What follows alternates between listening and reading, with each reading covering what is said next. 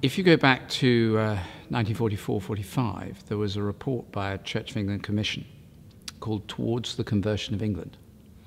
One of the things it said, I'm not quoting exactly, but it's one of the themes in it, was that while every Christian fails to be a witness, we will fail to move towards the conversion of England. I think that's a fair summary.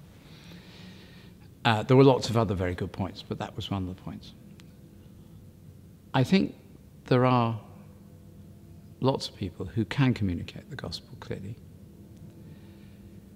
but we need to recognize that we're all witnesses, and we need all to be equipped to be witnesses.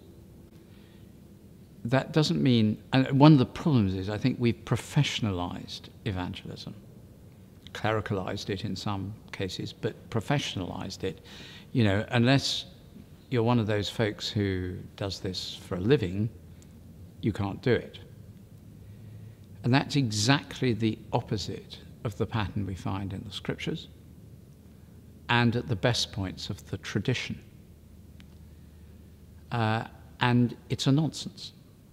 The answer to your question is no, I don't think that's the case at the moment, that every Christian knows how to communicate the gospel clearly, but I know every Christian can, because I was taught to.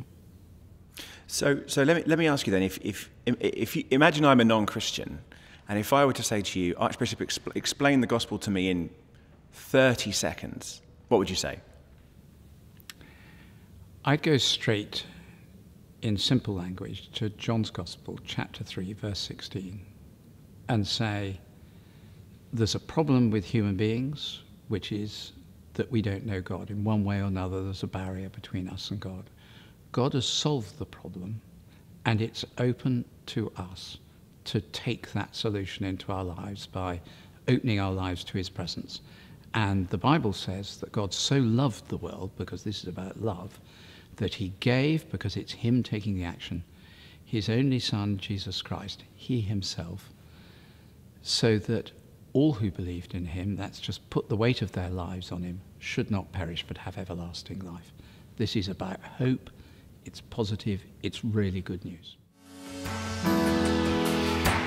Tune in to the Profile Interview in association with Christianity Magazine every Saturday at 4 p.m.